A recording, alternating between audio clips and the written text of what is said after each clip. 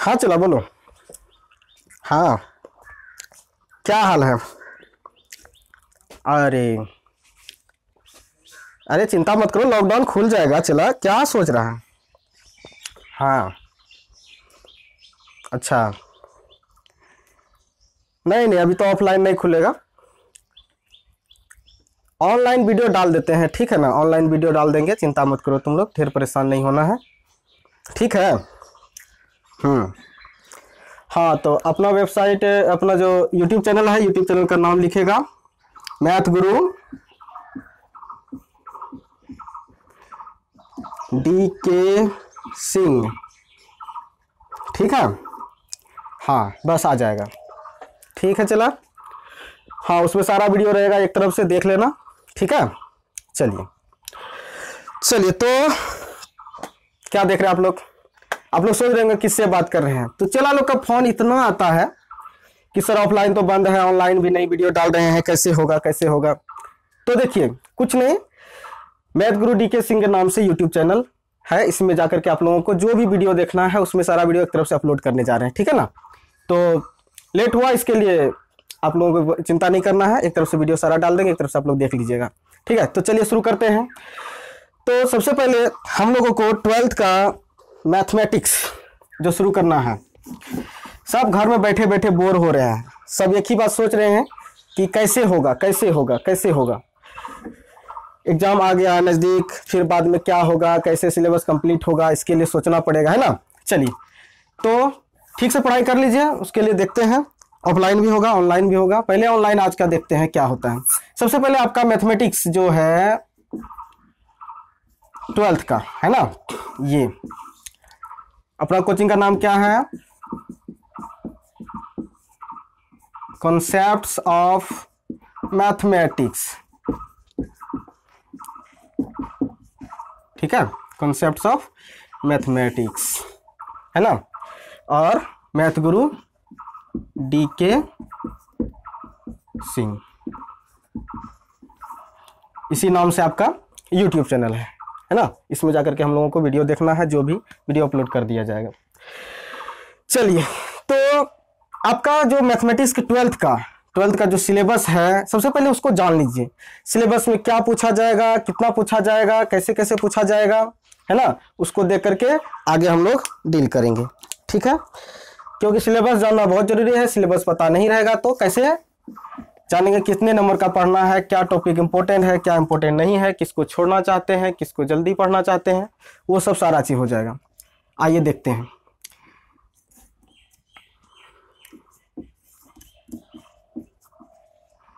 अभी मैं अपने सिस्टर का कोचिंग में हूँ। यहाँ पे एक छोटा सा बोर्ड है, जो कि आपको दिख रहा होगा कि सर इतना बड़ा बोर्ड में पढ़ाते थे, आजकल छोटा बोर्ड हो गया है। तो गांव में छोटा बोर्ड एडजस्ट किया किसी तरह से, ठीक है ना? नहीं था फिर भी 1 2 3 4 5 6 7, ठीक है ना? चलिए, और एक लाइन डाल ही देते हैं, देखते हैं क्या होता है। तो आपका सिलेबस जो है यूनिट 1 2 3 4 रहेगा। यूनिट 1, चलिए यूनिट रहेगा यहाँ पे, और यहाँ पे आपका रहेगा name of unit, name of unit. और उसके बाद आपका यहाँ पे रहेगा मार्क्स। चलिए, तो पहला यूनिट है आपका यूनिट 1, 2, 3, 4, 5, 6, ठीक है ना? 6 यूनिट रहेगा आपको। 6 यूनिट को पढ़ना है एक तरफ से। पहला जो है आपका है relation and function, relations and functions, ठीक है ना? दूसरा यूनिट है आपका अलजेब्रा, जिसको बोलते हैं यहाँ पे matrices and determinants, matrices and determinants, ठीक है ना? तीसरा में आपको पढ़ना है कैलकुलस,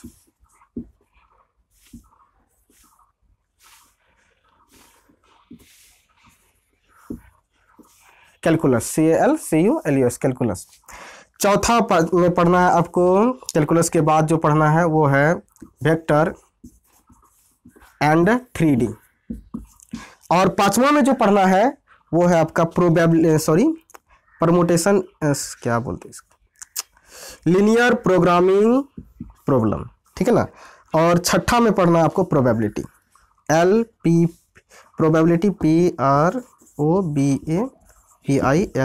प्रोबेबिलिटी। LPP जो कि ग्राफ वाला होता है, इसी में आपको ग्राफ वाला सवाल आता है जी, ठीक है। इस तरह से इसका मार्क्स क्या होता है। अभी देखिए आपका जो एग्जाम होता है, आपको मार्क्स भले ही 100 का रहता है, लेकिन एग्जाम होता है एक्चुअली आपको दिया जाता है जो वहाँ पे मार्क्स में बैठाया रहता है, उसको सारे अगर कलेक्ट करेंगे तो आपको 150 150 नंबर का मार्क्स का आता है। इसीलिए ये जो अभी लिखेंगे ये वेरी करेगा, क्योंकि ये फिक्स नहीं रहेगा। पहले होता था क्या कि 100 नंबर का एग्जाम हो रहा है, 100 नंबर का ही पूछा जा रहा है।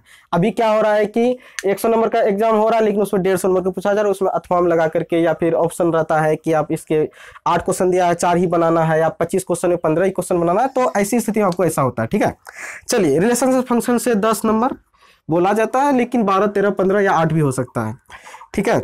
मैट्रिसेस, ये जो अलजेब्रा है, अलजेब्रा से आपको आ सकता है 14 नंबर, 13 नंबर, कुछ भी। कैलकुलस से 44 नंबर, ठीक है ना, अप्रोक्सीमेटली, ठीक है। वेक्टर एंड 3D से भी इसमें 16 नंबर, LPP से 6 नंबर, 7 नंबर। उसके बाद ये इसका जो सवाल होता है वो 5 नंबर का ही होता है, लेकिन ऑब्जेक्टिव में भी इस बार जैसे 2 ऑब्जेक्टिव डाल दिया था। 2020 का जो एग्जाम हुआ था, इसमें ये 7 नंबर का 5 नंबर का क्वेश्चन, उसके 2 ऑब्जेक्टिव भी डाल दिया गया। तो ऐसा होते रहता है, ठीक है। फिर भी हम लोग एक एवरेज लेके चलते हैं। प्रोबेबिलिटी आपका 10 नंबर का होगा, तो टोटल आप कैलकुलेट कर सकते हैं। टोटल कितना हो गया आपका, हो गया जाकर के 6 4 10, 6 4 10 हो गया, 10 10 20 हो गया। रेस्ट आपका कितना है, 2 है, 1 2 4 6 7 8 to 10 100। तो इस प्रकार से आपका 100 मार्क्स का एक एवरेज, ये आपका जो सिलेबस में ये चीज़ पढ़ना है, इसका मार्क्स इस तरह से टोटल होता है, ठीक है। लेकिन इतना ही होगा ऐसा जरूरी नहीं है। जैसे कि आपको रिलेशन फंक्शन से 10 नंबर बोले, लेकिन यहाँ पे लिखा हुआ है, इसका मतलब ये 10 ही नहीं आएगा, 10 के इर्द गिर्द रहेगा अप्रोक्सीमेटली 10, यानी कि 12 15 भी हो सकता है, 8 भी हो सकता है। ये अलजेब्रा 14 नंबर का हो सकता है, 18 नंबर 20 नंबर तक चले जाए, ठीक है ना। वो बढ़ा देगा क्योंकि तो 150 नंबर पूरेगा। अच्छा, ये क्या है आपको समझ में नहीं आ रहा, ये है क्या एग्जाम में जो पूछा जाता है, एग्जाम पैटर्न, ठीक है। अभी इसको डिस्कस करेंगे। पहले ये आपका सिलेबस है, इसको आप छापना चाहते हैं तो आप वीडियो को रोक करके इसको छाप लें अच्छा से, ठीक है। चलिए, इसमें कहीं किसी को दिक्कत वाली बात है नहीं, ये कोई बड़ी बात नहीं है, ठीक है ना। तो आपका ये यूनिट है, 6 यूनिट को हमको स्टडी करना है। इसमें नेम ऑफ यूनिट्स दिया हुआ है, आपका मार्क्स यहाँ पे दिया हुआ है, इस तरह से आपको स्टडी करना है। चलिए आगे देखते हैं आपका क्या है एग्जाम का जो पैटर्न है। आपको अभी जो पूछा जा रहा है 12th बोर्ड में, अच्छा नंबर ला रहे हैं बच्चे लोग, क्योंकि अभी अच्छा पैटर्न है एग्जाम का, जिसमें कि आप ज़्यादा से ज़्यादा मार्क्स ला सकते हैं। जो थोड़ा कंसस होकर पढ़ेगा तो उसका मार्क्स कभी नहीं कटेगा और बहुत अच्छा मार्क्स स्कोर करेगा। जैसे आइए देखते हैं कि जैसे आपका एग्जाम का जो पैटर्न है, ठीक है ना, एग्जाम का जो पैटर्न है, एग्जाम पैटर्न क्या है कि आपको सबसे पहले ऑब्जेक्टिव आपका आता है 60 मार्क्स। इस बार 2020 में जो एग्जाम हुआ, ये मैं जो लिख रहा हूँ ये 2020 वाला लिख रहा हूँ, ठीक है ना।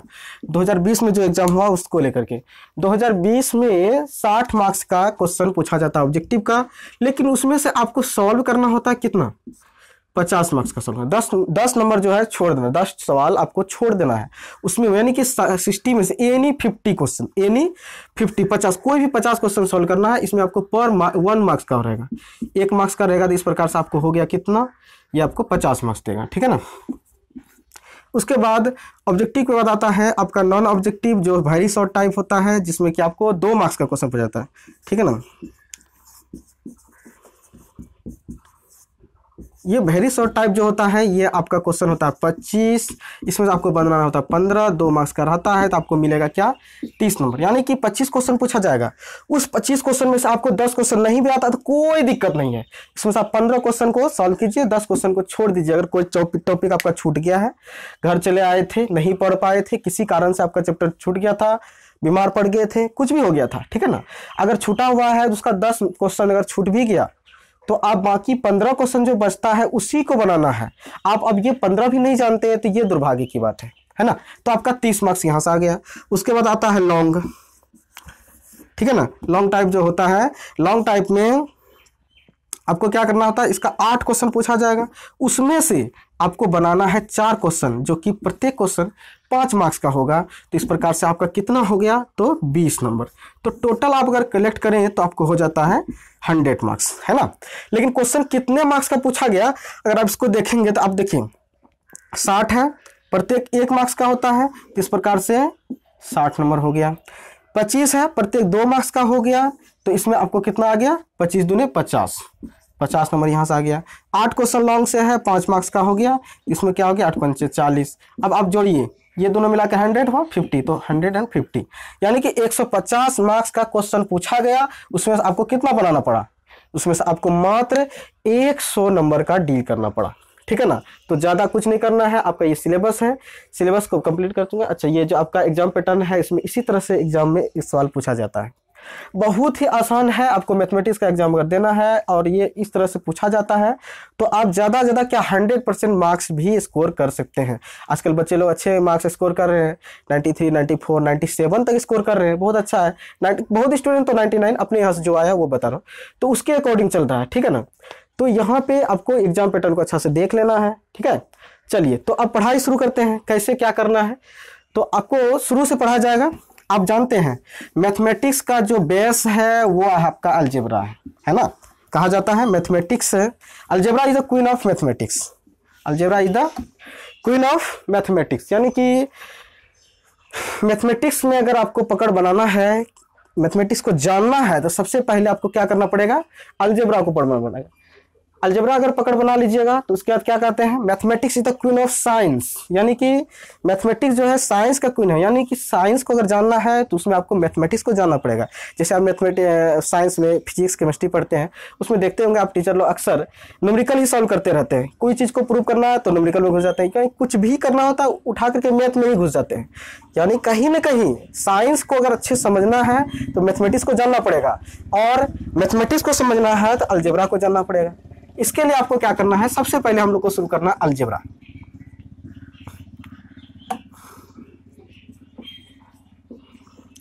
अलजेब्रा, अलजेब्रा वही, algebra is the queen of mathematics. तो अलजेब्रा में आपको शुरू करना है, यहां पे हमारे 12th में अलजेब्रा में 2 ही पार्ट है, एक है आपका मैट्रिसेस और दूसरा है determinant. Matrices and determinants, matrices and determinants, ये आपका 2 पार्ट पढ़ना है। तो मैट्रिसेस स्टडी करना है, मैट्रिसेस को हम लोग स्टडी करेंगे सबसे पहले। तो मैट्रिसेस, इसको ये 2 भाग हो गया, इसको मिटा देते हैं, थोड़ा सा फिर से लिखते हैं। मैट्रिसेस,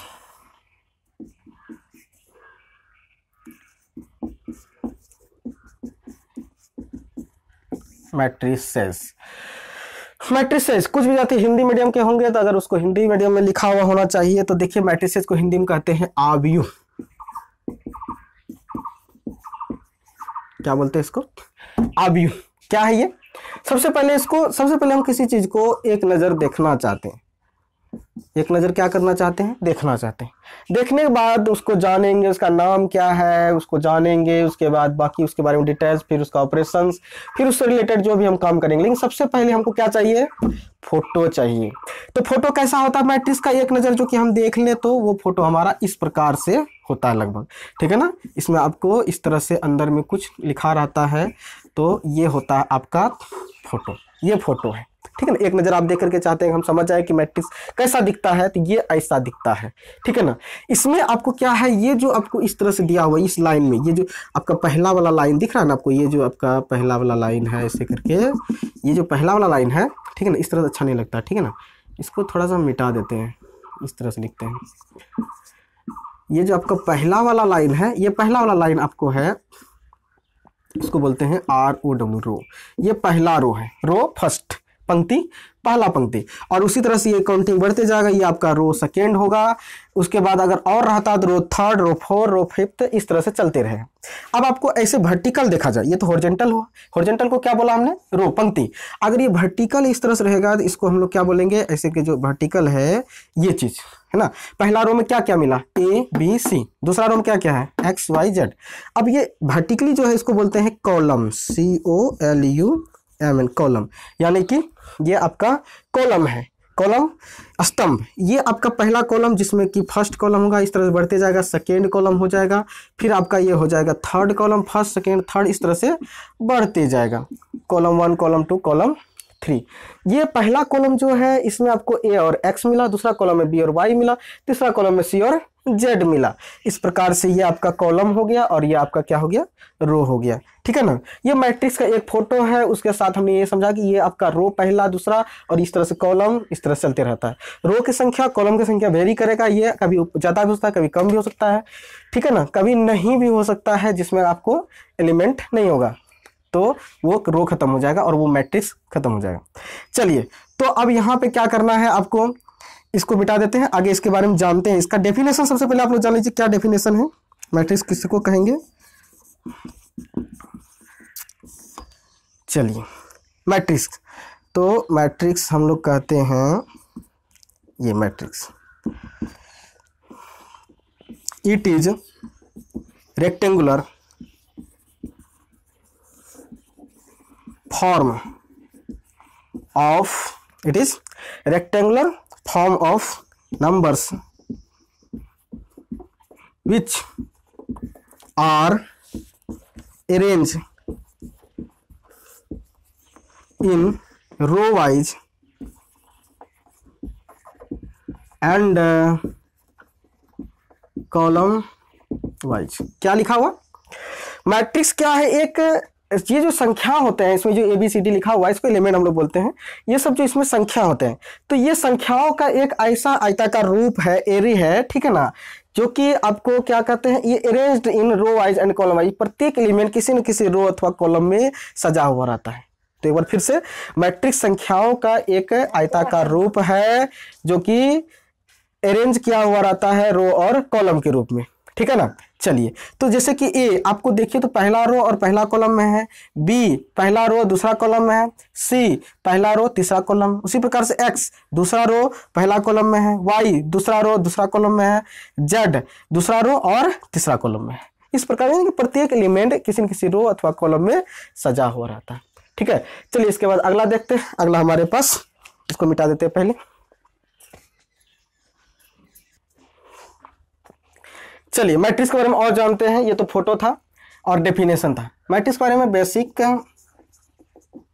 फैक्ट्स, कुछ फैक्ट्स को हम लोग पहले समझ लें कि मैट्रिक्स का क्या है। सबसे पहला, मैट्रिक्स में एक चीज आता है, रो। रो होता है, रो को हम लोग जनरली एम से दिखाते हैं, ऐसा जरूरी नहीं है लेकिन, ठीक है ना। चलिए, तो रो को हम लोग एम से दिखाते हैं, लेकिन ऐसा जरूरी नहीं, मतलब कि ऐसा नहीं कि एम से ही दिखाना है, लेकिन जनरली एम्स का यूज करते हैं। दूसरा नंबर में हमारा आता है कॉलम। कॉलम आपको एन से दिखाया जाएगा, ठीक है, जनरली कॉलम को एन से दिखाते हैं। उसके बाद आता है तीसरा ऑर्डर।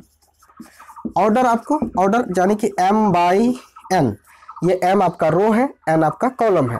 तो पहले रो की, जैसे आप कोऑर्डिनेट एक्सिस को पढ़ते हैं, पहले एक्स एक्सिस को लिखते हैं, फिर वाई एक्सिस को लिखते हैं, उसी प्रकार से पहले हम रो को लिखेंगे, फिर हम क्या करेंगे, कॉलम को लिखेंगे। इसको जो पढ़ने का तरीका होता है, आपको रीड एज, इसको ये चीज है, इसको पढ़ना कैसे है, रीड एज, इसको पढ़ा जाएगा एम बाय एन, यानी कि एम बाय एन, ठीक है ना।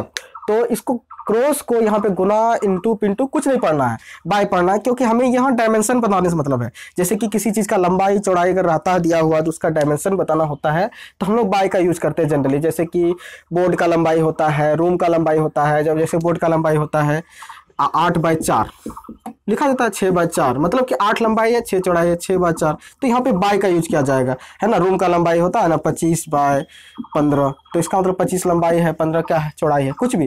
तो इस प्रकार से डायमेंशन को जब भी लिखा जाएगा तो वहाँ पे जो क्रॉस का चिन्ह रहेगा उसको बाय भी नहीं पढ़ना है, इंटू भी नहीं पढ़ना है, सॉरी इंटू भी नहीं पढ़ना है, क्रॉस भी नहीं पढ़ना, बाय पढ़ना। क्या पढ़ना उसको, बाय, ठीक है ना। चलिए, तो अच्छा एक चीज और कि मैट्रिक्स को जो हम लोग दिखाते हैं, फोटो वाइज दिखाते हैं, उसमें कई तरीके होते हैं, ठीक ना। इसको मैट्रिक्स इट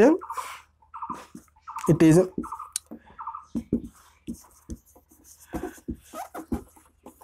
रिप्रेजेंटेड बाय, इसको रिप्रेजेंट करने जो दर्शाने का तरीका होता है, एक तो हमारा ये तरीका, इसके अंदर में एलिमेंट लिख देते हैं, और इसको जब लिखते हैं तो इसके एलिमेंट के साथ साथ इसके ऑर्डर बनते हैं। जैसे कि हमने लिखा ABC XYZ, तो रो हो गया इसमें 2, कॉलम हो गया इसमें 3, तो 2/3 हो गया।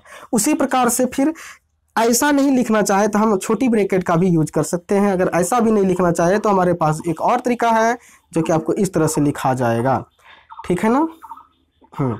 ये चीज़ है। तो आपका है मैट्रिक्स को दिखाने का ये 3 तरीका हमने लिखाया है, लेकिन ये तरीका आपका ज़्यादा अच्छा वाला है। इसका यूज ज़्यादा जगह किया गया है, इंटरमीडिएट में तो इसी का यूज किया गया है। ये भी यूज में आता है और ये भी यूज में आता है, लेकिन इसको हम लोग यूज नहीं करेंगे क्योंकि दिखाया भी नहीं गया होता। अभी इंटरमीडिएट में ऐसा नहीं चल रहा है, लेकिन ये सब कर सकते हैं, ऐसा नहीं कि नहीं कर सकते हैं, कर सकते हैं, ठीक है ना। इट इज रिप्रेजेंटेड बाय, इसको रिप्रेजेंट करने का ये तरीका हुआ। इसके एलिमेंट इसमें लिख सकते हैं, इसके एलिमेंट इसमें लिख सकते हैं, ठीक है, एक ही चीज है तीनों। चलिए, तो आपको पहला पॉइंट हमने दिखाया कि रो होता है m, कॉलम को दिखाया जाता है n से, इसका ऑर्डर होता है m/n। इसको हम लोग क्या करते हैं, पढ़ते हैं m/n, ठीक है ना। और इसका जो रिप्रेजेंट करने का तरीका होता है, ये आपका रिप्रेजेंट करने का तरीका है मैट्रिक्स को, ठीक है। इसके अलावा हम लोग और भी पॉइंट को जानते हैं, समझते हैं। ये सब क्या है कि मैट्रिक्स के बारे में हम लोग समझ रहे हैं कि मैट्रिक्स होता क्या है ना। मैट्रिक्स होता क्या है, इसके बारे में फैक्ट्स को जान लीजिए, उसके बाद ऑपरेशन जानेंगे। चलिए, तो छठा पॉइंट में हम लोग आते हैं, इट इज डिनोटेड बाय, इसको जो डिनोट में से हमारा यहाँ नामकरण से है, नेम्ड, है ना। तो it is always denoted by capital letter of English alphabet, क्या लिखा हुआ है। इसको मैट्रिक्स को जब भी हम लोग लिखेंगे तो अंग्रेजी वर्णमाला के बड़ी अक्षर से लिखेंगे। जैसे कि कोई नाम दिए, हमने एक मैट्रिक्स लिखा, यहाँ पे 2 4 6 8 कुछ भी हमने यहाँ पे दे दिया। तो ये जो मैट्रिक्स बना, इस मैट्रिक्स का कोई नाम होगा, तो वो जो नाम होगा उसका नामकरण यहाँ जब हम लोग करेंगे, ये वाला, ये हमारा कैपिटल लेटर में होना चाहिए, बड़ी अक्षर में होना चाहिए। जो बड़ी अक्षर में होगा वही हमारा मैट्रिक्स का ये नाम होगा, नहीं तो ये डिनोट करने का तरीका गलत हो जाएगा। ऐसा नहीं कि हम इसको इस तरह छोटी ए से दिखा देंगे, ये गलत हो जाएगा। इसको हम लोग हमेशा कैसे दिखाएंगे, बड़ी अक्षर से। कोई भी एक्स लिखा हुआ है, यहाँ पे हो जाएगा XYZ, इस प्रकार से, ठीक है ना। ये हमारा एक्स बड़ी होना चाहिए, ये नाम जो होता है वो बड़ा होना चाहिए, इसीलिए लिखा गया है it is always denoted by capital letter of English alphabet. अगला पॉइंट को हम लोग समझते हैं, 7वां पॉइंट को समझते हैं कि हम लोग जब भी मैट्रिक्स को लिखेंगे, कोई भी मिसिंग एलिमेंट में मैट्रिक्स नहीं बनता है ना। यानी कि कोई भी मिसिंग एलिमेंट रहेगा तो उसका मैट्रिक्स बनना संभव नहीं है। जैसे कि कोई ये एलिमेंट हमने मिटा दिया, अब बोलेंगे क्या ये मैट्रिक्स रहा। ये चीज को नोट कीजिए, आप लोग जानिए कि क्या ये मैट्रिक्स रहा, तो ये मैट्रिक्स नहीं रहा। क्यों? क्योंकि मैट्रिक्स कैसे रहेगा, जब तक इसमें एलिमेंट पूरा नहीं रहेगा, इसके एरे नहीं मिलेंगे, जब तक इसके रो और कॉलम के सारे एलिमेंट, सारे जितने भी होते हैं, जितने भी हो सकते हैं, जैसे 2 रो है इसमें और 2 कॉलम है, तो ये जगह तो खाली दिख गया ना, ये जो यहाँ पे जो क्रॉस बना वहाँ पे खाली दिख गया, तो वो खाली नहीं होना चाहिए। खाली रहेगा तो वो मैट्रिक्स नहीं बनेगा। ये बात छोटी है, लेकिन आगे चल करके बहुत बड़ा कंट्राडिक्शन पैदा करता है, इसीलिए अभी बता दिए, ठीक है। चलिए उस पॉइंट को रहने देते हैं, अगला लिखते हैं हम लोग। अगला लिखेंगे, it does not have actual numerical value. क्या मतलब हुआ, it does not have actual numerical value, इसके पास कोई एक्चुअल न्यूमेरिकल वैल्यू नहीं होता। जिस तरह से डिटरमिनेंट, अगर कोई विद्यार्थी जानता है या फिर नहीं जानता उसको समझो। जैसे कि कोई, अगर हम लोग करते हैं डिटरमिनेंट फाइंड करते हैं, डिटरमिनेंट में अगर रहेगा यहाँ पे 10 है, यहाँ पे 4 है, यहाँ पे 6 है, यहाँ पे 3 है सपोज। तो ये जो डिटर्मिनेंट है इसका वैल्यू निकल जा सकता है कैसे, 10 या 30 और माइनस 6 चौके 24, तो घटा के कितना हो गया आपका 6। तो ये जो 6 निकला आपको, ये 6 आपका क्या है, ये वैल्यू हुआ, इस डिटर्मिनेंट का वैल्यू हुआ, ठीक है ना। लेकिन यही चीज अगर हमारा मैट्रिक्स में रहेगा, अगर यही चीज हमारा मैट्रिक्स में रहेगा और पूछा जाएगा कि सर इस मैट्रिक्स का वैल्यू क्या होगा, तो इसका कोई न्यूमेरिकल वैल्यू नहीं होगा, इसका कोई एग्जैक्ट मान नहीं होगा। ये जो दिख रहा है बस वही ठो है, ये जो दिख रहा है ना बस वही ठो है, बस उतना ही है। इसमें आगे ऐसा कुछ होने वाला, ऐसा कुछ नहीं होने वाला है। यही चीज आगे चल करके ऐसा फॉर्मेट बनता है जो कि इसका रूप बदल जाता है, और वो मैट्रिक्स नहीं रहता तब वो क्या बन जाता है, डिटर्मिनेंट। अगर जब तक इसको हम मैट्रिक्स के फॉर्म में देख रहे हैं, मैट्रिक्स है, तब तक इसका न्यूमेरिकल वैल्यू नहीं होगा, इसीलिए कहा गया it does not have actual numerical value. चलिए अगला पॉइंट को हम लोग डिस्कस करते हैं। तो हमारा अगला पॉइंट होगा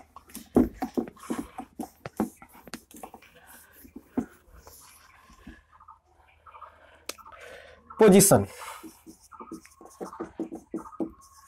ऑफ एलिमेंट्स। कोई भी एलिमेंट जो होगा, कोई भी एलिमेंट जो होगा उसका पोजीशन होता है, उसका अपना एक पोजीशन होता है कि किस पोजीशन में हो। जैसे कि पोजीशन ऑफ एलिमेंट को सबसे पहले दिखाया कैसे होता है, उसको ए आई जे से दिखाते हैं। कैसे दिखाते हैं, ए लिख देते हैं आई जे। अगर आपका मैट्रिक्स का नाम ए है तो ए आई जे लिखिए, अगर आपका मैट्रिक्स का नाम बी है तो बी आई जे लिखिए, सी है तो सी आई जे लिखिए, कोई फर्क नहीं पड़ता। लेकिन हम लोग एक डिफॉल्ट सेटिंग में लेंगे तो क्या लेंगे, ए ही लेंगे, ठीक है ना। तो हमारा जो मैट्रिक्स का पोजीशन होता है वो ए आई जे इस प्रकार से है, ठीक है ना। आई जे ऐसा होगा। तो इसमें आई को, आई जो होता है, ये जो आई है इसको रो के लिए कहा गया है, किसके लिए, रो के लिए। ये जो जे है इसका, ये किसके लिए कहा गया है, कॉलम। ये क्या होता है, कॉलम। ये क्या होता है, रो और कॉलम। तो कैसे इसमें क्या है, position of element. Position of element जैसे कि हमको कोई मैट्रिक्स देते हैं, जैसे देखिए एक मैट्रिक्स हमने लिया इस प्रकार से, ठीक है।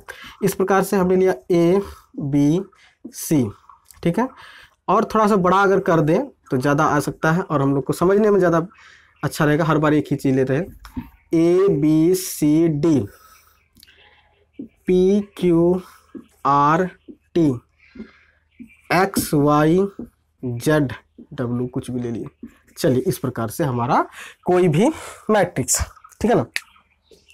अब इस मैट्रिक्स में हमको पोजीशन एलिमेंट को समझना है। तो सबसे पहले जैसे कि हमने लिया A23, इसका मतलब हुआ कि एक ऐसा एलिमेंट जो दूसरा रो और तीसरा कॉलम में है। ये आई जे का मतलब वही होगा, एक ऐसा एलिमेंट जो ith रो और jth कॉलम में, आई मतलब कोई भी रो और जे मतलब कोई भी कॉलम, यहाँ पे से दूसरा रो और तीसरा कॉलम में है। तो दूसरा रो, ये देखिए रो हम लोग जानते हैं ये पहला रो है और ये दूसरा रो है। ये दूसरा रो तीसरा कॉलम, दूसरा रो देखिए, दूसरा रो कौन है, ये वाला, ठीक है। अगर हम एक बार लाइन डाल के दिखाते, देखिए दूसरा रो हुआ, तीसरा कॉलम, पहला दूसरा तीसरा, तीसरा कॉलम। बताइए कौन सा एलिमेंट कट करके आया, मतलब दोनों में कौन है, मतलब कि रो और कॉलम दोनों को फॉलो करते हुए कौन सा एलिमेंट आया, तो आपका एलिमेंट आता है आर। तो इस प्रकार से हो गया एक ऐसा एलिमेंट जो दूसरा रो तीसरा कॉलम में है, ठीक है ना। ये थोड़ा सा अच्छा नहीं लग रहा है, इसलिए फिर से मिटा देते हैं, फिर से लिख देते हैं आप लोगों के लिए, ये समझाने के लिए हमने किया था, ठीक है। चलिए तो एक ऐसा एलिमेंट जो तीसरा रो तीसरा कॉलम में है। फिर से एक बार, एक ऐसा एलिमेंट हमने लिया A12 का मतलब क्या है, पहला रो दूसरा कॉलम। पहला रो दूसरा कॉलम कहाँ पे, ये है आपका पहला रो, ये है आपका दूसरा कॉलम, है ना। पहला रो दूसरा कॉलम, देखिए कौन सा आ गया, बी। तो इस प्रकार से आपका बी आ जाता है कि नहीं। उसी प्रकार से लेते हैं A34, तो कौन सा एलिमेंट आएगा, तीसरा रो और चौथा कॉलम, तीसरा रो चौथा कॉलम। तो तीसरा रो चौथा कॉलम में कौन सा आता है, डब्लू, है ना। ये देखिए तीसरा रो है और ये कौन सा है, चौथा कॉलम, तो ये हो गया आपका डब्लू, ठीक है। और भी कुछ भी ले सकते हैं, A24 या 2324 कुछ भी ले लिए। जैसे कि ए ले लेते हैं 31 सपोज। तो A31 में कौन सा है, यानी कि तीसरा रो पहला कॉलम, तीसरा रो पहला दूसरा तीसरा, ये तीसरा रो है, तीसरा रो पहला कॉलम, इधर पहला कॉलम, तो तीसरा रो पहला कॉलम कौन कटेगा, एक्स। तो ये हो गया एक्स, ठीक है ना। तो इस प्रकार से होता है, प्रत्येक एलिमेंट का अपना एक पोजीशन है। अगर कोई पूछ ले कि टी का पोजीशन क्या है, तो हम देखेंगे टी कहाँ स्थित है। टी हमारा दूसरा रो और चौथा कॉलम है ना, पहला दूसरा तीसरा चौथा। तो टी हमारा दूसरा रो चौथा कॉलम में है, A2 4। अगर कोई पूछ ले कि ए कहाँ पे है, ए हमारा किस पोजीशन पर है, तो ए हमारा पहला रो पहला कॉलम में है, A11 हो जाएगा। आपको पूछ लिया जाए अगर कि जेड कहाँ पे है, तो क्या हो जाएगा, देखिए ये पहला रो दूसरा रो तीसरा, ये तीसरा में है, रो कौन सा है, तीसरा, कॉलम कौन सा, पहला दूसरा तीसरा, ये तीसरा कॉलम है। तो इस प्रकार से हो जाएगा आपको जेड बराबर A33, है ना। तो इस प्रकार से पोजीशन ऑफ एलिमेंट जो होता है इसी प्रकार से हम लोग समझते हैं। पोजीशन ऑफ एलिमेंट को लेकर के सवाल भी बनाया जाता है। आइए देखते हैं कुछ सवाल को, लेकिन उससे पहले एक समझते हैं पोजीशन ऑफ एलिमेंट से रिलेटेड कि जनरल रिप्रेजेंट कैसे होता है, जनरली इसको रिप्रेजेंट कैसे करते हैं। जनरली रिप्रेजेंट करने के लिए सीख जाएंगे तो आगे हम लोग समझ जाएंगे आसानी से, बहुत ही आसान है। देखिए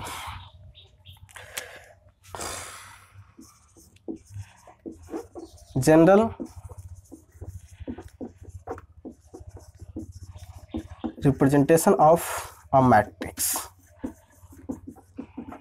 कोई मैट्रिक्स को जनरली रिप्रेजेंट करते कैसे, तो इसको मिटा देते हैं, ठीक है ना, ये आप लोग समझ गए होंगे। तो जनरली रिप्रेजेंट करने के लिए कोई भी मैट्रिक्स को हम लोग सबसे पहले क्या करेंगे, कोई मैट्रिक्स ले लिए ए, ठीक है ना, चलिए इसमें कुछ रो और कॉलम होगा। तो जो एलिमेंट हम पहले लिखने जा रहे हैं यहाँ पे, बताइए पहला रो में है, शुरू किया है, और ये पहला कॉलम में भी है, ठीक है। फिर यहाँ एक एलिमेंट लिखने जा रहे हैं, अब बताइए पहला रो में है, क्योंकि रो तो ऊपर में ही चल रहा है ना, पहला रो, कॉलम देखिए ये पहला था, तब कौन सा हो गया, दूसरा। इसी तरह से ये बढ़ते जाएगा, पहला दूसरा तीसरा चौथा पांचवा, ये कॉलम बढ़ते जाएगा, रो तो आपका पहला ही है, कॉलम बढ़ते बढ़ते बढ़ते जाएगा, ऐसे ही बढ़ते बढ़ते रहेगा, ठीक है ना। तो अंतिम में जब ये आएगा, रो आपका तो पहला ही रहेगा, कॉलम पहला दूसरा तीसरा, अंतिम में n वां कॉलम तो चले आएगा, ठीक है ना। फिर से देखिए यहाँ पे आपको आ जाएगा A21, दूसरा रो पहला कॉलम है ना, यहाँ लिखने जा रहे हैं तो आपका रो कौन सा, दूसरा, कॉलम तो आपका पहला है, फिर A22, फिर ऐसे बढ़ते बढ़ते बढ़ते A2n, क्लियर है। फिर आपको आएगा A31, फिर A32, ऐसे बढ़ते बढ़ते A3n, ठीक है ना, ऐसे ही चलेगा। तो ये बढ़ते रहेगा, इसी तरह से रो की संख्या देखिए पहला था, यहाँ दूसरा, यहाँ तीसरा, ऐसे बढ़ते जाएगा, इसी तरह से नीचे आते जाएगा। ये जनरल एक है, ठीक है ना, इसको जितना आप साइज का ले सकते हैं। अब यहाँ पे ये आ जाएगा आपका रो m1, पहला दूसरा तीसरा चौथा पांचवा छठा, m1 रो में आ गया, लेकिन कॉलम तो आपको पहला ही है ना, रो आपका m हो गया, लेकिन कॉलम कौन सा, पहला। उसी तरह से रो आपका m1 है, कॉलम आपका दूसरा है, बढ़ते बढ़ते रो आपका m1 है, कॉलम आपका कौन सा, n1 है, तो A M N। तो इस मैट्रिक्स का जो ऑर्डर होगा, इसका ऑर्डर आपको यहाँ पे इस कोना में लिखा जाएगा, यानी कि m/n। ऑर्डर को जो लिखने का सलीका होता है, इसको पूरे मैट्रिक्स के सफिक्स में यहाँ पे डाल दिया जाता है, कितने रो कितने कॉलम का, m रो हुआ और n कॉलम हुआ, तो m/n, ठीक है। तो general representation of a matrix इस प्रकार से दिखाया जाएगा। तो आपको ये शायद 9 नंबर पॉइंट होगा। तो general representation of a matrix. अब इसको लेकर के अगर सवाल पूछा जाता है, अगर मान लीजिए एक सवाल आ गया, मैंने एक क्वेश्चन दिया, construct a matrix of order 2x2, बहुत छोटा सा मैट्रिक्स लेते हैं, ज्यादा लंबा चौड़ा लेंगे तो फिर दिक्कत हो जाएगा। Whose element is defined as Aij equal to I plus 2i plus 3j, कुछ भी इस तरह से हमने लिया। क्या है उसका एलिमेंट, एक ऐसा मैट्रिक्स हमको सिलेक्ट करना है, बनाना है, कंस्ट्रक्ट करना है, जो कि 2x2 ऑर्डर का होना चाहिए, और उसका एलिमेंट इस प्रकार से डिफाइन हो कि Aij equal to 2i plus 3j के रूप में होना चाहिए। इसका एक ये जनरल पोजीशन आपको दिखाया गया कि Ij का ऐसा है। तो इसको लेकर के हम अगर मैट्रिक्स बनाएंगे, सबसे पहले मैट्रिक्स कंस्ट्रक्शन करेंगे कि सॉल्यूशन के लिए सबसे पहले हमने किया, एक मैट्रिक्स ए लिया, कितने बाय कितने का है, 2x2 का है, यानी कि हमको 2x2 का लेना है, तो हम लोग क्या करेंगे, 2x2 का साइज A11 A12, देखिए कॉलम 2 हो गया। फिर यहाँ पे दूसरा रो है A21 A22, हमने ले लिया, देखिए यही चीज़ है, बस यहाँ पे हमारा जो साइज डिफाइन था उसको लिखा है, ठीक है। तो अब ये हमारा 2x2 का ऑर्डर का मैट्रिक्स हुआ। अब इसको इस एलिमेंट का जो डिफिनेशन बताया गया है, इसको जो डिफाइन किया गया है उसमें डालना है। तो पहला एलिमेंट अगर A11 हम फाइंड करने जाएंगे तो हमारे पास हो जाएगा i की जगह 1, जे की जगह भी 1, तो हमको जहाँ जहाँ आई है ये फंक्शन की तरह कार्य करता है। आई की जगह 1 और 3 इंटू जे की जगह पे क्या है 1, तो हो गया 2 1 जा 2 3 1 जा 3 इक्वल टू 5। ठीक है, उसके बाद फिर देखिए ये 1 2 ये वाला एलिमेंट डिफाइन करें। ये वाला एलिमेंट है A1 2 है, तो हो जाएगा फिर इसमें बैठाए 2 इंटू आई की जगह पे है 1 प्लस 3 इंटू जे की जगह पे क्या है 2, तो 3 2 जा 6 और 2 1 जा 2 और 6 2 कितना हो गया 8।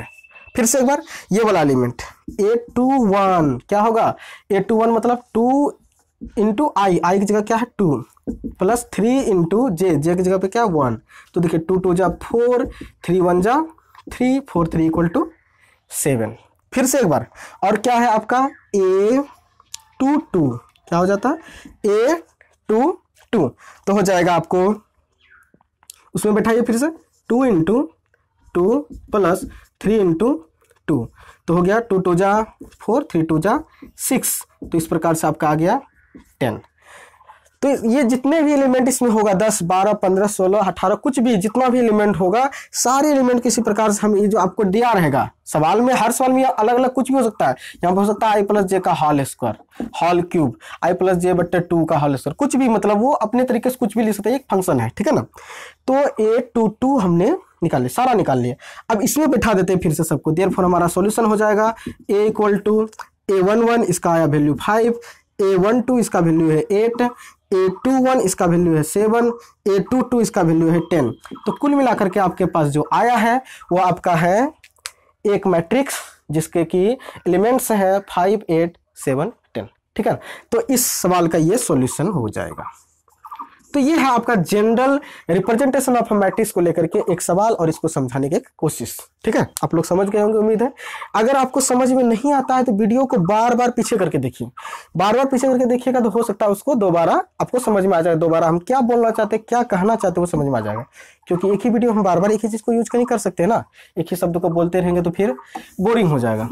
चलिए, तो इसको आप लोग रोक करके लिख सकते हैं, लिख लीजिएगा।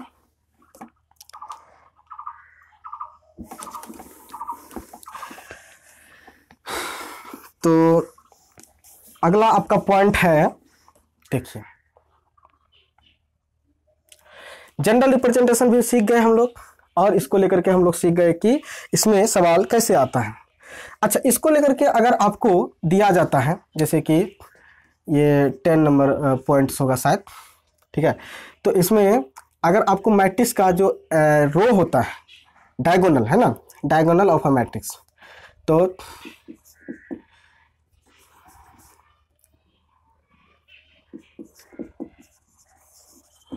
Diagonal of a square matrix, square matrix आपको बताया जाएगा बाद में। ऐसे अभी समझना चाहिए, सिंपल सी बात है, रो और कॉलम की संख्या समान होना चाहिए, उसको हम लोग क्या कहते हैं स्क्वायर मैट्रिक्स कहते हैं। स्क्वायर मैट्रिक्स जब आपको रहेगा, डायगोनल जो होता है उसका इस प्रकार से होता है, जैसे हमने ABCD हमने लिख दिया, ठीक है ना। तो ये जो इस प्रकार से होगा, जो कि पहला एलिमेंट को कैरी करते हुए इस प्रकार से जो खींचा जाएगा, तो वो जो रहेगा उसको इस तरह से जाता है डायगोनल, हम लोग समझते हैं विकर्ण, तो इसको बोलते हैं मेन डायगोनल। इसको क्या बोलते हैं, मेन डायगोनल, मेन डायगोनल। और इसको जो ये जो होता है इसको बोलते हैं सेकेंडरी डायगोनल, सेकेंडरी डायगोनल, ठीक है ना। ये होता है मेन डायगोनल, ये होता है सेकेंडरी डायगोनल। मेन डायगोनल ही मैट्रिक्स में मेन चीज होता है। सेकेंडरी डायगोनल ऐसे नाम का सेकेंडरी है, मतलब कुछ भी नहीं है ना।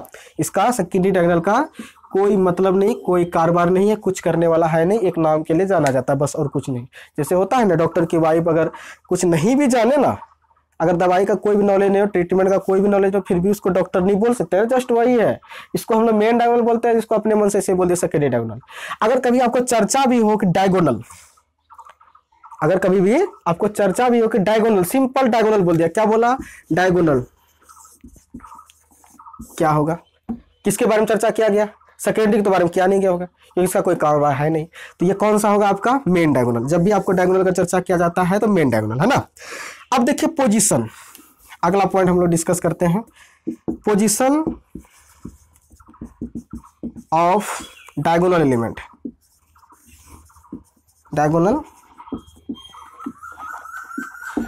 अच्छा, पोजीशन ऑफ डायगोनल एलिमेंट्स, यानी डायगोनल का जो एलिमेंट होगा उसका जो पोजीशन होगा वो कैसा होगा और वो क्यों मेन डायगोनल कहलाया।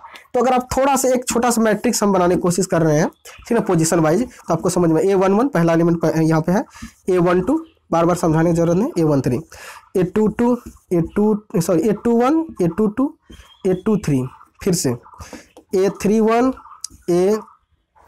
इसको थोड़ा सा डिस्टेंस में लेते हैं, है ना, A32, A33। तो ये जो आपका मैट्रिक्स है, सॉरी ये जो डायगोनल है आपका, इसके डायगोनल के पोजीशन को देखिए, एलिमेंट का क्या कैसा एलिमेंट मिला आपको, A11 मिला, कैसा मिला, A22 मिला, फिर ये कैसा है, A33 है। पकड़ में आई बातें क्या, कि आपको जब भी ये डायगोनल के एलिमेंट्स मिलता है, इसमें रो और कॉलम यानी 1 1 2 2 3 3 मिल रहा है ना, तो डायगोनल के एलिमेंट्स का जो होता है उसके रो और कॉलम की संख्या क्या होता है, बराबर, यानी कि I J के क्या हो जाता है, बराबर हो जाता है, वो आपका होता है डायगोनल के एलिमेंट्स का पोजीशन। इसीलिए हम लिखेंगे पोजीशन ऑफ डायगोनल एलिमेंट्स इस प्रकार से, देखिए A I, डायगोनल एलिमेंट का पोजीशन कैसा होगा, A I, यानी कि रो और कॉलम दोनों सेम होता है, इसीलिए I ही लिखा गया। इसका मतलब हुआ कि A11, A22, A33 dot dot dot चलते रहेगा, ठीक है। तो ये होता है पोजीशन ऑफ डायगोनल एलिमेंट्स। तो आप लोगों को यहाँ पे जो भी बताया गया, एक चीज़ आप गौर कीजिएगा, तभी से आप लोगों को चिड़ियों का आवाज़ आ रहा होगा, ठीक है ना, किसी को मधुर लग रहा होगा, अच्छा भी लग रहा है, किसी को बुरा भी लग सकता है, ठीक है ना। लेकिन मैं अभी गांव में हूँ, गांव में सिस्टर के कोचिंग में हूँ, तो वो यहाँ पे चिड़ियों के चहचहाने का आवाज़ आएंगे ही, ठीक है ना। थोड़ा बहुत आप लोग एडजस्ट कर लीजिए, या तो इंजॉय कीजिए इसको, ऐसे भी सुनने को नहीं मिलता है ना। तो आज हमने जो सीखा वो सीखा कि मैट्रिक्स का फोटो, मैट्रिक्स क्या होता है, और मैट्रिक्स का जो कुछ बेसिक फैक्ट्स जो हमने दिखा, ये 11 फैक्ट्स आपके सामने आया, ठीक है। तो ये सारे फैक्ट्स को आप जाने, तो ये हुआ कि मैट्रिक्स के बारे में आप थोड़ा बहुत जाने, ठीक है ना। मैट्रिक्स को आप एक नज़र देख करके क्या क्या सोच सकते हैं आप, वो चीज़ के बारे में जाने। कल हम लोग नेक्स्ट क्लास में हम लोग पढ़ेंगे कि मैट्रिक्स कितने प्रकार के होते हैं, मैट्रिक्स का ऑपरेशंस क्या है, मैट्रिक्स कैसे काम किया जाएगा, ठीक है ना, हमारे लिए क्या करना है, तो वो सबको समझना है। तो आपको पूरे वीडियो को देख लेना अच्छे से, जहाँ दिक्कत हो, समझ में नहीं आई तो वो आप पीछे फिर से बैक कर करके देखिए, ठीक है ना। जितना बार बैक करके देखिए फिर से एक बार समझ में आएगा अच्छे तरीके से, है ना। तो ये जो वीडियो है आप अपने दोस्तों के साथ शेयर कीजिए, बताइए उनको कि सर वीडियो बनाना शुरू कर दिए हैं, ठीक है ना। अगर नया है तो आप चैनल को सब्सक्राइब कीजिए, अपना चैनल है मैथ गुरु DK सिंह के नाम से, है ना। और वीडियो अच्छा लगे तो एक बार लाइक कीजिए, अच्छा लगेगा कि आप लोग को समझ में आया और हमें बनाने के लिए और मोटिवेशन मिलेगा, ठीक है ना। चलिए तो मिलते हैं नेक्स्ट वीडियो में, आज के लिए इतना ही, बहुत बहुत धन्यवाद। चलिए पीस आउट।